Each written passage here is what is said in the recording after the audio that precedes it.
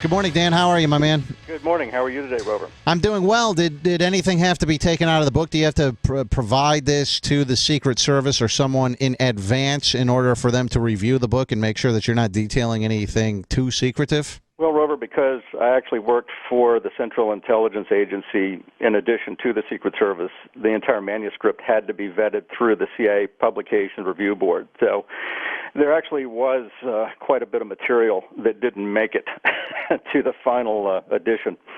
What kind of stuff did, I mean, obviously you can't tell us what didn't make it, but what kind of stuff was it that couldn't make it into the book?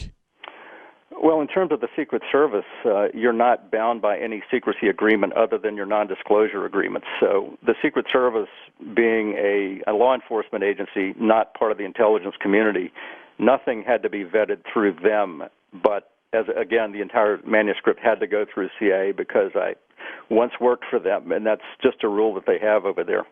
See, I would wonder, like with the Secret Service, isn't there any sort of protocol or security protocol that you could have revealed that maybe they wouldn't want you to? You said that they didn't have to be vetted with them. It seems to me, just as an outsider, that maybe there's stuff that you could reveal about the ins and outs of everyday Secret Service work protecting the president that they may not want out there. Well, Rover, you know, the fact of the matter is the Secret Service does not want any former agent to write a book ever. They have a very legitimate fear that a former agent might write something that would cause a strain between the Secret Service and a current protectee. So as I wrote the book, I was very careful not to do that. I didn't write anything that would be embarrassing to anyone that I had protected, and I was also very careful about not revealing anything that would be of use to our enemies in terms of operational procedures within the protective part of the mission. So you were in the Secret Service for 21 years. You spent 5 years protecting various presidents. What presidents did you protect during that 5-year span? Well, after my field office time, I went down to Washington and joined the Presidential Protective Division for George Herbert Walker Bush, then transitioned into the first part of Bill Clinton's first term. I left then for several years to go become an instructor at the Secret Service Academy, and then returned to the Presidential Protective Division for George W. Bush, where I stayed until my retirement. What's the difference between those presidents? Did they treat the Secret Service any differently, those three different guys? Did they treat you any differently amongst them? All three of them were very cordial. They were very professional in their dealings with the Secret Service. Each one was a little bit different, of course, in terms of personalities. George Herbert Walker Bush, because he was so much older than we agents who protected him, our relationship was somewhat more of a professional in terms of he didn't really interact with us a great deal, whereas Clinton and W were very close to the ages of their agents, and so we probably interacted with them more, or they interacted with us, I should say, more than with Bush 41.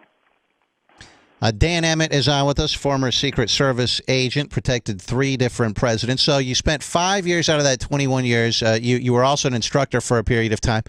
What else do you do in that 21-year span in the Secret Service? I mean, most people associate the Secret Service pretty much with protecting the President of the United States, and that's about it. They do other stuff.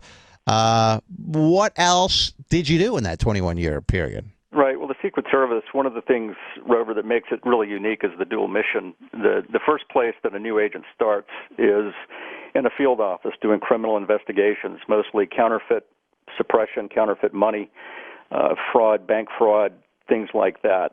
After about 6 years, if you've done well in your field assignment, then you can be selected to go to a protective assignment, such as the presidential detail. Generally, after the presidential detail, you'll go do something else for a while. In my case, it was as an instructor in training division. And then I was lucky enough to be promoted and brought back to the Presidential Protective Division, where I was assistant to the special agent in charge for PPD under W. So you put it all together, and that's 21 years. It goes quickly. Now, I know that the Secret Service is involved in counterfeiting. I learned that as like a little kid, but right. Or combating counterfeiting. I guess I shouldn't say they're involved in counterfeiting. That would be a scandal. Why, though? That seems like it just always struck me as sort of strange. Why have the Secret Service do that as opposed to the FBI or some other organization? Well, the FBI, of course, did not exist when the Secret Service was brought into being in 1865. The reason the Secret Service actually did come into existence was because at the end of the Civil War, the majority of paper currency in circulation was counterfeit. And so to suppress that, President Lincoln, on the day that he was actually assassinated, signed the bill that brought the Secret Service into existence. But its only mission was counterfeit suppression and criminal investigations. The Secret Service did not actually begin protecting presidents until after President McKinley was assassinated. And then Teddy Roosevelt became, in 1902, 1903, became the first president to actually receive Secret Service protection. How many threats does the Secret Service get against the president on a daily or weekly basis? Is it constant? Obviously, some are just nonsense. But how many threats come in, and how are you alerted to those threats? Is there a meeting? Is there a bulletin? Or how, or are you alerted to the particular threats? You know, Rover, I don't know the exact number. I know they're quite extensive, quite a few. There are a lot, as you say, threats that come in that are just people shooting off at the mouth. You know, they have a little bit too much to drink, and they may say a few things they shouldn't have. And then you have the more serious threats, people that really would kill the president if they had the opportunity. Now, the Secret Service has a group of people known as Intelligence Division. They field all of the threats. They sort through them. They coordinate who's going to investigate them. The Secret Service is made aware of these threats generally, in many cases, through local law enforcement. If a local law enforcement officer is aware of a threat, they will notify the Secret Service, and then frequently the service will work in conjunction with that local agency to try and go out and find the person that made the threat and determine whether it's a legitimate threat or whether the person actually poses no real danger to the president. What is the biggest? I mean, we've seen the Kennedy assassination, of course. What is the biggest thing that you, as a Secret Service agent, have to worry about as far as protecting the president? Where and when is he most vulnerable? What makes you guys the most nervous? Well, Rover, we worry about everything. There's absolutely nothing that we are not concerned with. He, of course, is the safest in the White House, but even then, there certainly is a threat.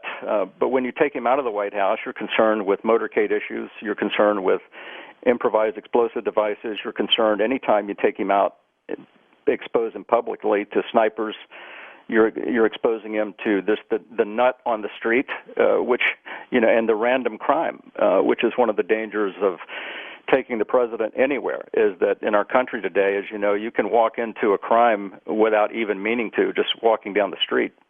So it's all of concern of protecting him and the office of the presidency.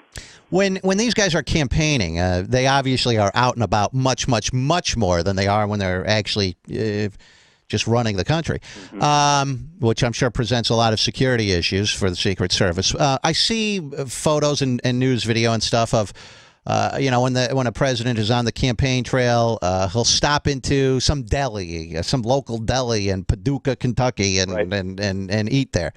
Do you guys go in there in advance? Do you sweep the place? Do you have any idea? Is that all set up in advance? Is there anything left to chance or random about what he does? Well, it's two different situations. If you know ahead of time, if it's on the itinerary that he's going to go to a certain location, that is a planned movement, and the advance for that is done a lot more meticulously because people know that he's going to go there. The other one is known as an off-the-record movement, whereas he just spontaneously decides he wants to go somewhere. The security concerns are not as great there because no one knows he's going, and so bad guys are not going to be able to set up there ahead of time. But an advance is still done.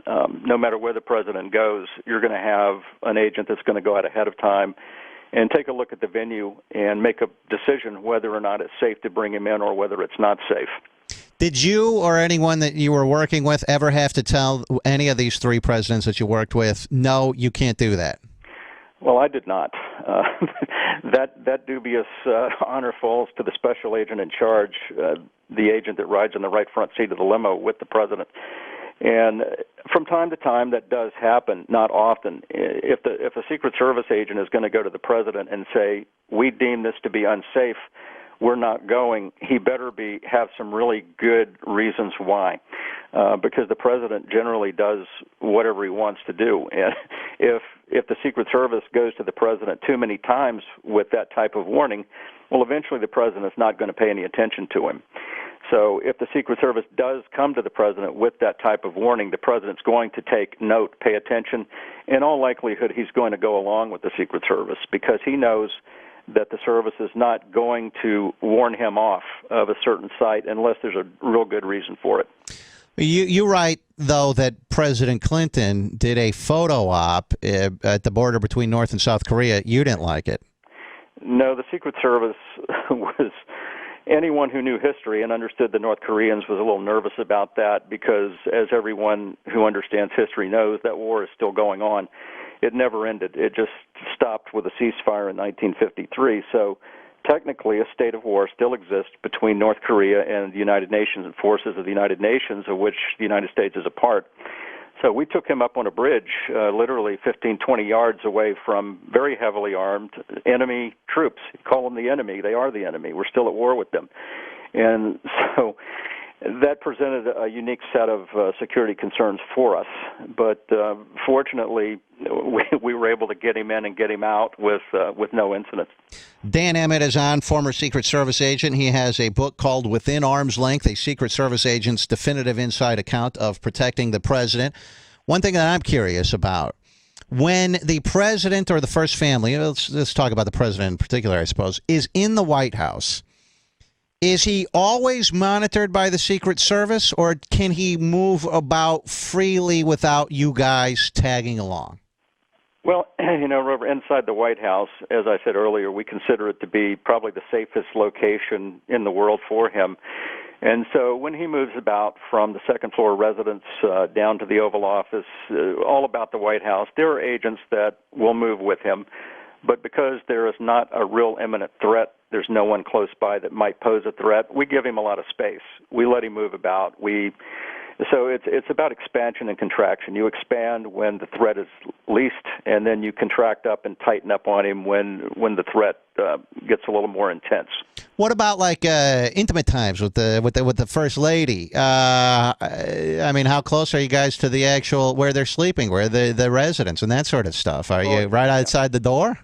Yeah, it's public knowledge, open source, that the second-floor residence is where they live, and that is their house. The White House is a huge structure, but the second floor really belongs to them exclusively. So when he goes in at the end of the day, it's like, Ward Cleaver going home at the end of the day. He closes the door and he's home. So we don't go in with him, but we are very close by and can respond into the residence in just a matter of seconds if necessary. What about when you're out and about? Let's just hypothetically, because I do a radio show, and sometimes if I'm on the air and I have to go, as they say, drop a deuce, I have to go take a dump. I mean, look, the president has to do that too. So if you are someplace, I mean, did this ever happen where you're out, either on the campaign trail or at an event or whatever? I mean, what happens if the president has to? What do you guys do? Where does he go? And are you outside? I mean, how does this work? Well, if the president has to go to the facilities, an agent will go in ahead of him and check it out and make sure that everything's fine, and there's nobody in there. And if there are, they'll kind of wait until it clears out. Then they'll bring him in, and they'll secure the door so that no one comes in after. But normally he's going to be in a secure area to begin with, so there should be no one in that facility to begin with. But presidents are like anyone else. They actually do have to do those things. So we just make it as safe as possible. Dan Emmett, former Secret Service agent, is on with us. What about the scandal with these Secret Service guys getting hookers down in South America as they were advancing for the president? Does this kind of shenanigans go on a lot? It seems to me like that sort of stuff could potentially happen a lot, and we just would never know about it. But they were getting drunk and getting hookers and stuff down there. What is the culture like within the Secret Service? Well, the culture when I was there, Rover, was that we worked most of the time. So we had, I don't know where they find the time or the energy to get in trouble like they've been doing. for the last couple of years. I'm not going to tell you in the listening audience that since the Secret Service began in 1865 that an agent here and there never wandered off the reservation a bit, maybe, and did something he wasn't supposed to do. But during my time, the leadership was strong enough that if somebody did wander off a bit, they were grabbed and they were crushed, literally, in retribution for what they were doing, because the Secret Service agents not only represent the Secret Service, but they represent the United States and the Office of the Presidency. And so your conduct is expected to go along with those things. What I'm seeing of late, though, with the Secret Service is not so much the rank and file, is that for the first time in my awareness of the Secret Service, there are actually supervisors who are becoming involved in those things, meaning at the GS-14 or higher level. And that certainly was never the case during my career. And so I just see it as really a breakdown in leadership that the Secret Service is experiencing right now, and hopefully they're in the process of correcting it. Was there ever a point protecting the presidents at any time that you actually thought there is a real threat to the president, or was there ever a moment where you were caught off guard or just afraid or just uncertain about what was happening? Anything like that? I mean, in every movie that we see, we know it's dramatized quite a bit, and all that stuff is BS. But was there ever any moment protecting those three different presidents that you did where you were nervous? Anytime we went overseas, we were nervous. In my view, I don't call it nervous in the sense of we were like shaking, but we were apprehensive because in a foreign country you have control over so little. The foreign government, the host government, they really run the show, as opposed to the United States, where the Secret Service is in control of everything. You're dealing with a lot of people in foreign countries, from foreign intelligence services, foreign security services. You don't know who they are. There's no way to vet these people, and they're standing next to your president with a loaded weapon. That, to me, was always the tensest of times. The other in the United States would be the mornings that we used to take President Clinton for his morning runs through downtown Washington in the midst of rush hour. And that was very dangerous because we did it so regularly that anyone who cared to observe us knew that we left the same gate practically every day, the same place, the same running routes. We were very predictable, and when you become predictable in that business, you're setting yourself up for failure. Why didn't someone say to President Clinton, knock it off, you can't do that anymore? It was suggested, but once again, presidents in the end, in the absence of hard, specific intelligence, they do what they want. We had a quarter-mile track constructed on the south grounds of the White House, which he used a couple of times, didn't like, because he wanted to get away from the White House. That was really the main purpose of his running, was to get out of the confines of the White House and be around people. But that's about the most dangerous thing that you can do with the president if you do it on a regular basis, because, again, all anyone has to do is just simply observe you, what you're doing, and one day you're going to run by someone who's going to be there who means you harm. I was looking at a photo of you on RMG TV as we talk. They're running some photos of you, probably from your book or something. And there he is, Dan Emmett with President Bill Clinton. And Dan, as a Secret Service agent, is wearing short jogging shorts. That must be so humiliating for the normally dapper Secret Service agents, correct? Well, we would show up in the mornings with our running outfits on, so we would actually be standing post in the White House with as the tours would be coming through in those days, and they would be looking at you like, what in the hell are you doing standing there with running shorts on, Agent?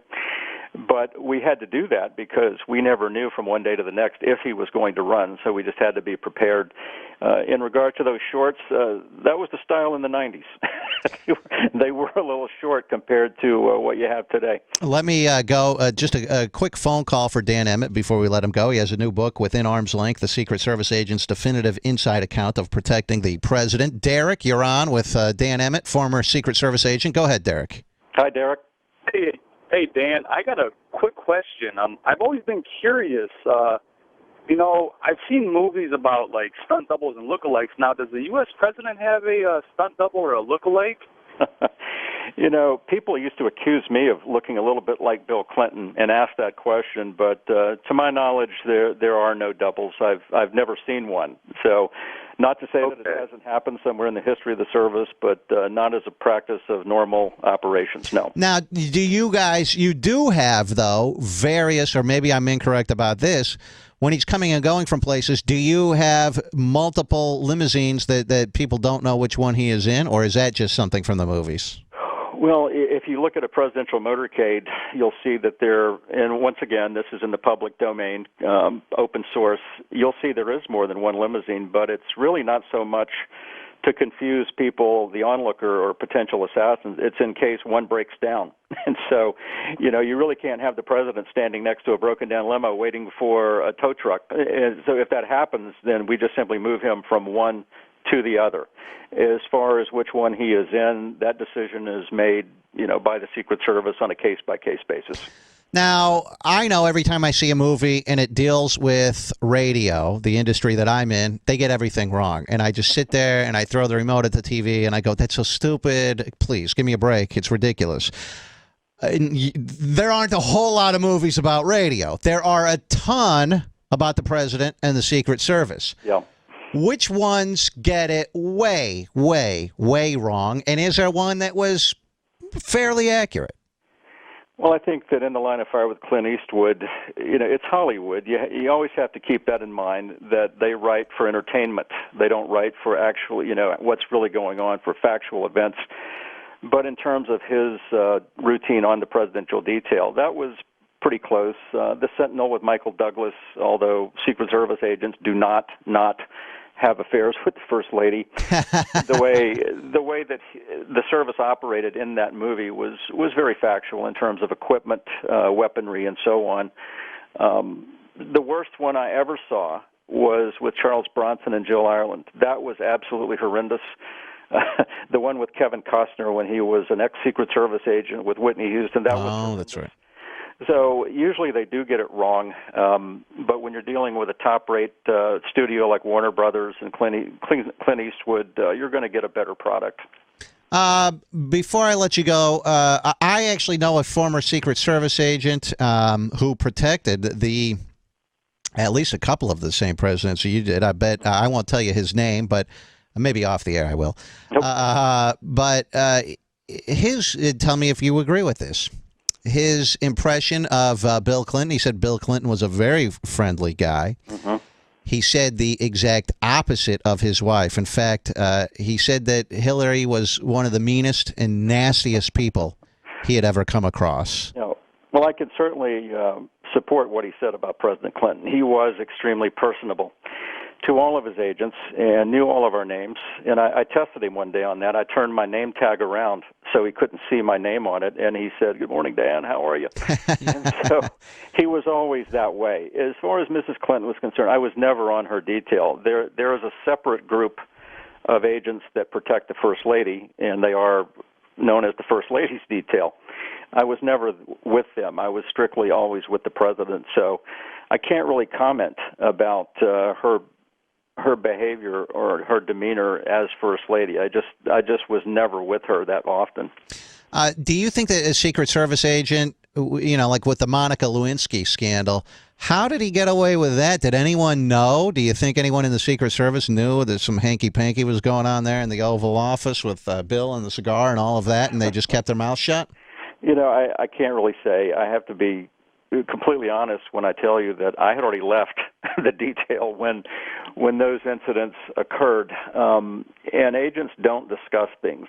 If an agent actually were to walk in on something like that, they would never discuss it. That would be something they would take to the grave with them. Wow. Dan Emmett's book is called Within Arm's Length, a Secret Service Agent's Definitive Inside Account of Protecting the President.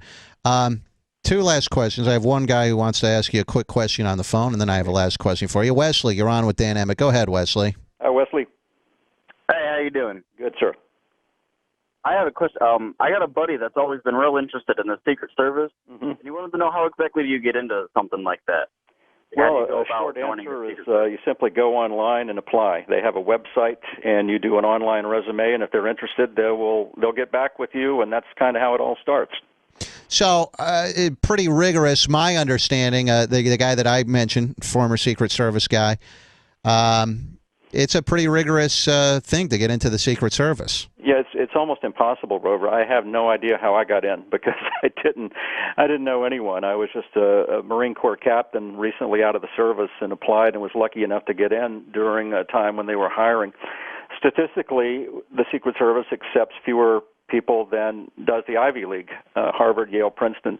Not to say that Secret Service agents are brighter necessarily than those people in the Ivy League, but for the number of seats that are available versus number of applicants, it's only about a 1% admission rate successful for every person who applies. It's about, one out of every 100 makes it. Do you guys protect people? We know you protect the first family. Mm-hmm. Who else does the Secret Service protect?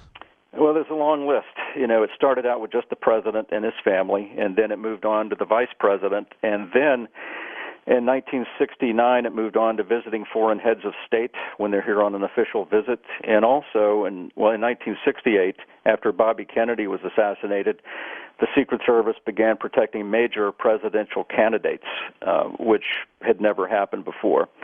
And then there is a little-known clause somewhere in the law that says the president can assign Secret Service protection to anyone he wishes. And that does happen on occasion where you'll have a temporary detail assigned to someone, such as in 1984 when I was with Ted Kennedy, the last 30 days of the campaign, President Reagan assigned Secret Service to him because he was the last of the Kennedys, and he didn't want anything to happen to Ted during the last 30 days of that campaign. Mm-hmm. Well, look, you've got to pick up this book. This sounds it sounds fascinating. It's called Within Arm's Length: A Secret Service Agent's Definitive Inside Account of Protecting the President. Last question. I lied. I had one more question. Okay. Do you think within our lifetime, look, the president is a target. We have people all over the world who want to do harm to the president and to the United States. You know the ins and outs of what we do security-wise for the president. Do you think it's a likely event that within our lifetimes, the Kennedy assassination was before my time. I'm 38. I was around when the assassination attempt was made on Reagan. Do you think that we will see a president assassinated within our lifetime? Well, I don't know if we will actually see one assassinated, but I can tell you with 100% certainty that in our lifetime there will be an attempt. Whether or not they're successful or not, that will depend on how the Secret Service responds that day, and hopefully they will do their jobs, and the president will survive. But it's going to happen. You know that it's, as the old saying goes, we have to be right 100% of the time. They only have to be right once or whatever. They always talk about that with terrorists. Same with the Secret Service as well. You have to get it right. If you were to flip roles and you were... just hypothetically, you were to become an assassin. Mm-hmm. How difficult on a scale of 1 to 100, with 100 being impossible, how difficult would you say, in your expert opinion, would it be to assassinate the President of the United States? Well, when we were doing advances for the president, we would always look at it from that perspective. We would become the assassin. We would look at it from the inside out or the outside in. How would we do it if we were going to do it? As the years go on and the Secret Service improves its methods, both as far as humans and technical protection, it becomes more and more difficult.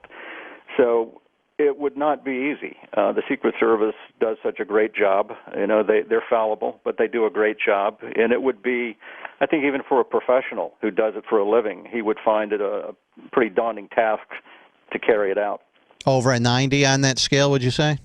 I would say well over that, yeah. Wow. Dan Emmett, check out his book, Within Arm's Length, The Secret Service Agent's Definitive Inside Account of Protecting the President. It is available in stores now. His website is danemmett.com. E-M-M-E-T-T is how you spell his last name. Correct. Dan, hey, this was fascinating. Good luck with the book. And I appreciate you coming on the show. Thank you, Rover. I appreciate the time. It was very enjoyable. Thank you. Dan Emmett.